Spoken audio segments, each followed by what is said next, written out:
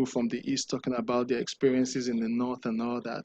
And again, it tells you how relevant a movie can be in shaping perception. If you go to the website of the World Economic Forum on their homepage, one of the first things you see there is 10 movies that changed the world. 10 movies that changed the world, that shaped the world. And those are movies that came out at the right time when the world was faced with certain things. And the messages in those movies changed the perception of a whole population of people who And were totally. a lot of people have just realized that there are movies that were made that predicted that COVID-19 would come to be. Yes, there are a lot. If you go on Netflix now, you see a couple of them there. You Yes. understand? We got on Netflix now, but again, it's beyond the fact that COVID-19 came. It's again, and this is where the line between feature, fictional features and documentaries should be blurred a bit, Yes. because every feature film, no matter how fictional, has the chance to actually document a period in time That's the and what point. the world is going through That's the or point. was going through at that point in time. So I would expect that after this lockdown, for instance, I know everybody will jump on it, but then I'm believing that a couple of people will tell very, and this is the key word, very intelligent and philosophical stories that have deep meanings that people can draw from in years to come concerning what is going on in the world right now. You understand? Because of course, you know your normal Nollywood story. So see, oh, Corona Kingdom, Corona of Musanga, something, something. They will just do Corona something. It will just be everywhere. But again, I'm hoping that a couple of people. I'm particularly working on something right now with a couple of filmmakers from around the world, from our just concluded festival. About 100 filmmakers from around the world. We are making a documentary together, and then we're making a feature film together that will be shot in almost 20 different countries because we created a storyline That's and a fantastic. screenplay that could be achieved by different filmmakers in different parts of the world. And Yeah. then we're going to pull everything together and we edit it and we have one full movie that addresses a very important subject matter during the lockdown. Good. Now, if you look at the lineup of your movies, I only have five here. There are several of them. They seem to reflect the Nigerian situation. How Mm, far has your movies or have your movies gone in telling people about Nigeria? Reflecting the actualities that you're actually talking about. Because you said there has to be what I call value addition in movies. Movies mm, shouldn't be made for the sake of just making movies. yeah. Movies should be made to advance society, to develop society, to inform people Mm, and prepare mm, them for the future. How far yeah. have titles like Behind the Wheels, Common Man, Dowser Trails, Coat of Ham been Mm. able to reflect the Nigerian reality, which Nollywood people or Nollywood people will tell you, we're reflecting reality, or we're reflecting reality. So, how far have you reflected reality with this? Okay, let me start from with Common Man, which you keep talking about. Common Man, for instance, talks about like the title depicts Common Man. When the people up there in power think about policies, think about what they need to do or what we need to achieve as a nation, they think mostly about the upper class and sometimes the middle class. And in Nigeria, as we speak, the middle class almost doesn't exist anymore. It's actually dwindling, and everybody is just a sharp divide between For upper class and lower class.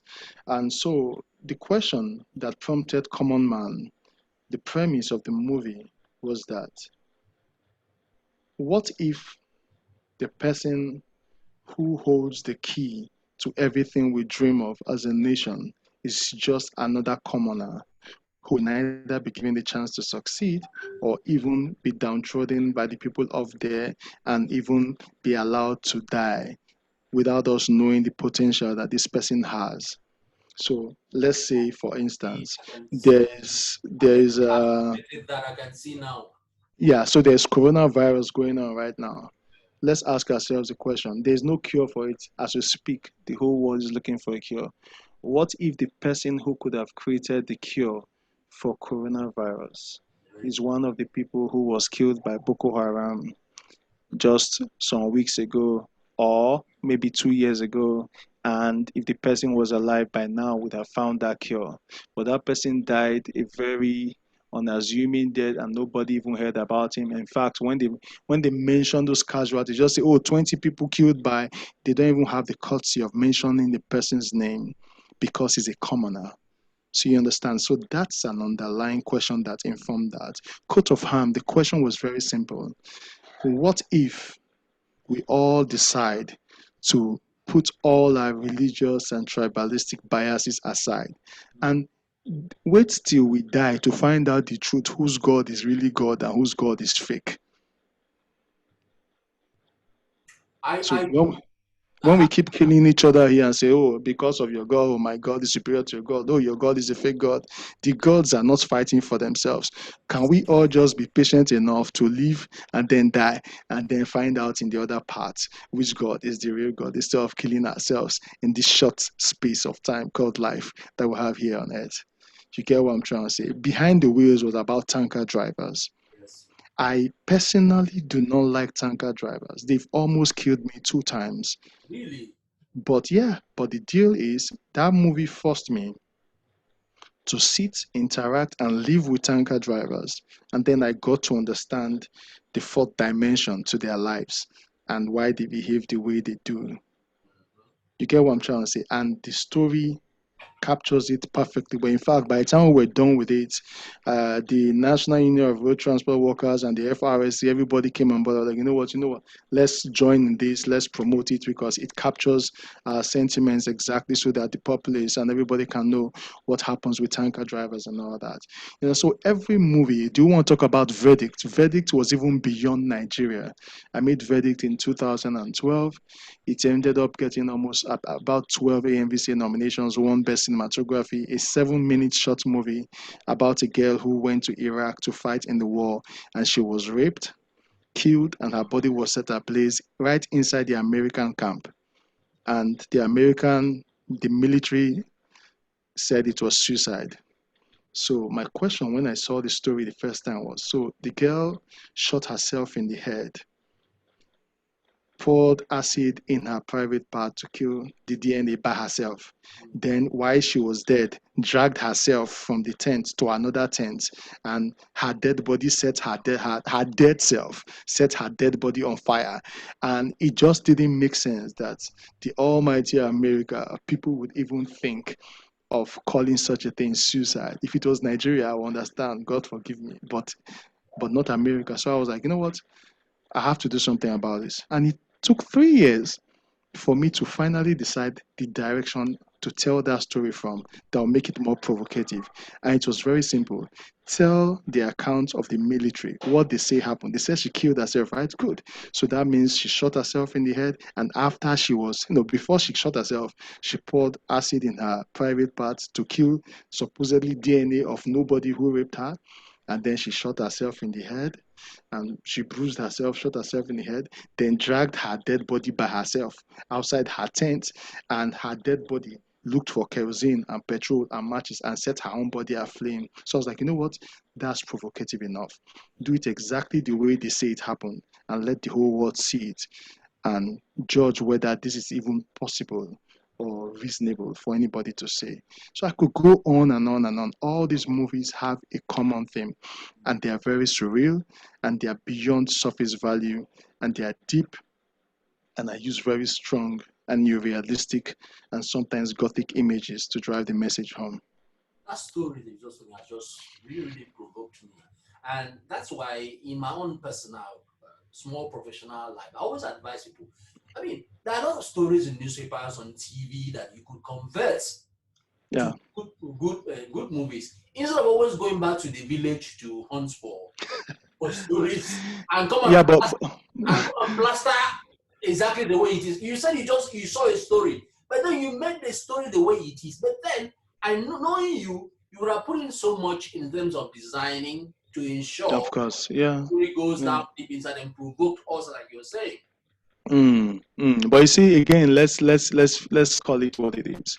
A lot of people will not tell those stories because they will ask you, guy, how much will I make telling those kind of stories? Will I can't even make a dime from it, and I have bills to pay. You see, again, So before you go on, let me just ask yeah, this question, which corresponds with what I just asked you. If mm, we're talking about in terms of how much am I going to make from this, how much, mm. why is it that people talk about budgeting for movies in film, for making in Nollywood? Everyone's just afraid to invest maybe 1 million. But in recent times, you've seen people investing so much money. Why is it that people talk about budget as an impediment to real filmmaking? I don't believe you spend so much money, just the way you think, what you do with your hands and bring out the realities of the things you do. Well, you spend money making movies. Like, we can't run away from that. Everybody who wants to make a good movie has to spend good money. I was on set making a movie before the lockdown. It's a co-production between myself and We TV, We Entertainment.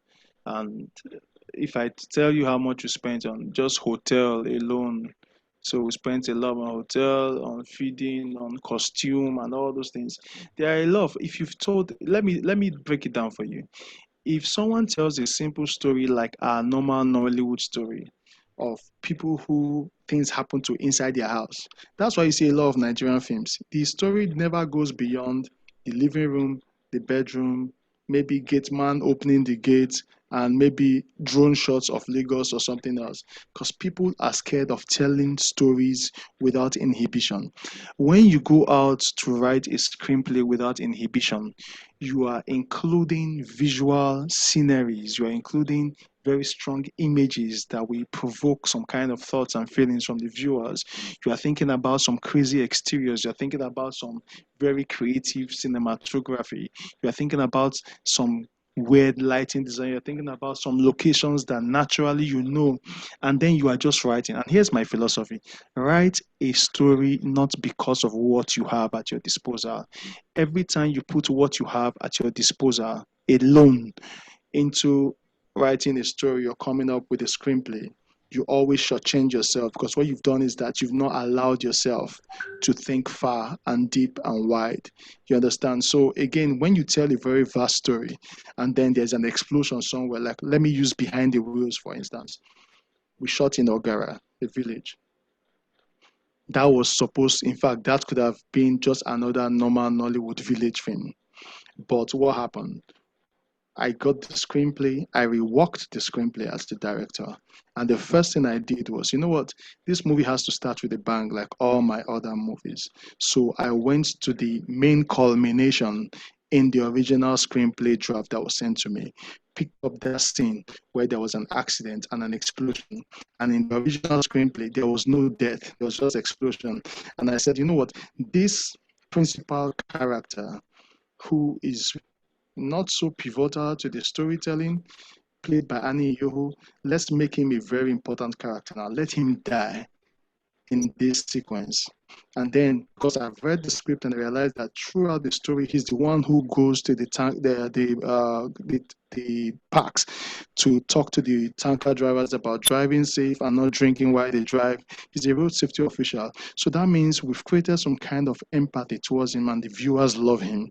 When we kill him, they will feel something. So I took him and I brought this character from the main combination, and I brought this character to the inciting incident, which I made happen at the beginning of the film. So that story started with the inciting incident. In fact, it started with the, yeah, in fact, it was a combination of both the inciting incident and the lock-in together. So I did both inciting incident and lock-in, then I went to the origins, and then I went to first combination, main combination, and then we ended up back in the inciting incident, and then I did my twist. So again, it's knowing how you want to structure the story. It doesn't have to be inciting incident, lock-in, first combination, main combination, twist. It could be main combination, lock-in, inciting incident, first combination, twist. So, Whatever works for the in other words, story. a non-linear structure. Yes, it has to be. I prefer non-linear structures. Yeah, I can see that in your movies all the time. yeah, So, yeah. I mean, we'll talk about budgets, why people are afraid of budgets, but then, Yeah, so that's basically it. So if for instance when I said, oh, let there be explosion, and anybody who knows me knows that when I say let there be an explosion and then there's an accident and the tanker will collide with the bus and then the bus will be flung to one side and the tanker will capsize, they know when I'm saying those things that I'm not talking about CGI or VFX. I'm talking about live effects. So the moment I was saying that, the executive producer was like, hey, I was like, look, if you're not going to do this, I won't direct the movie. So that was the first thing we agreed on. Yes. So the first thing we agreed on, and when we got to Ogara, the first thing he showed me was the tanker. We made sure we had that tanker secured for like the 2 weeks we were shooting. And on the day when we set up that scene of the accident, and we created the impact and the accident, and with bodies torn all apart and people ripped in two and blood everywhere, up to the skid marks, up to the skid marks of the Mm. vehicles when they crashed and all that, everything was accurate. Up to the impact on the engine and the impact on the gearbox and the radiator and where the fuel is and the oil and where the oil would drip if this thing happened. We did all of that to the point that when the commissioner of police of that state was driving past our setup scene, he stopped his men and his whole entourage and he told them to go and start helping people. And I was there with the camera and they were seeing me with the camera and I was like, we are filming, and they did not even hear me because it was so realistic. The villagers were walking past and riding their bicycles, they were crying. Uh, They could see a film crew, they could see a camera, they still just couldn't reconcile the fact that this wasn't a real accident and these people on the floor were not dead because it was so realistic. And then we did the fire stunts. That fire stunts lasted on camera in the movie was like 2 minutes. Production wise, we scheduled a separate day 5 months after finishing the rest of the movie because we had to make all the plans to perfect it. We spent almost 3.5 or 4 million naira getting all those protective gear and all the catalysts and all the things to make the fire happen and make sure Aniyo doesn't die.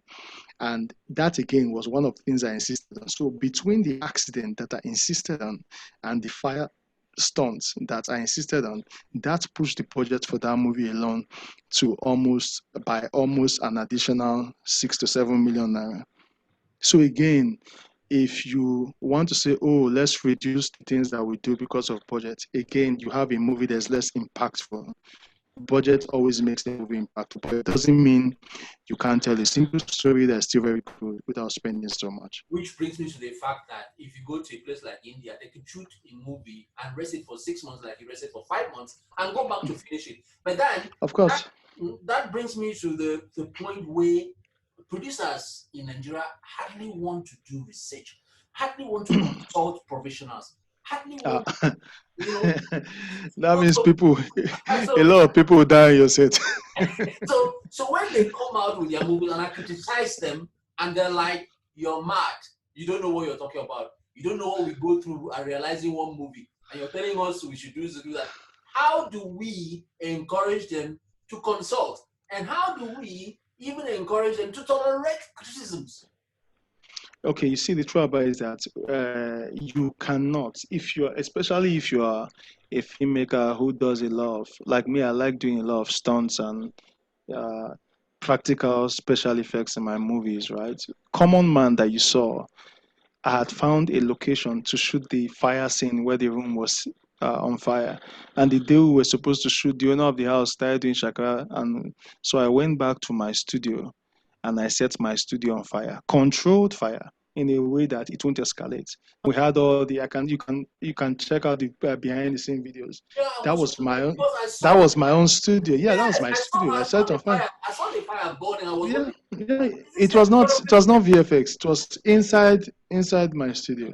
And in fact, it was so I found it so fascinating that I left that scene, that particular studio where we shot that. I left it that way for another 7 months because I just felt, wow, this looks good. So I moved my desk there. So so it became like my office, like this burnt room, charcoal everywhere. And of course, I easily get tired of things. So after a couple of months, I was tired of that. I put it up. So uh, I'm wondering why you didn't get the news story out of that situation. so I moved it upside down and all that. But again, going back to research, let me even use the example of the fire stunt we did with Annie Yo. When we decided to do that, the first thing we did was to go online to search for companies who were into prosthetics and pyrotechnics, right? Guys who had done this in Hollywood movies. And we contacted them. And the person who did the effects was Dorothy Kofi. and she's dating an EO, so she couldn't even take any chance. So we called them, and they said, okay, you know what, this is what we do, but we can't be of any support to you guys because you are not in the US, and we doubt if you guys will pull it off without someone dying. So we said, okay,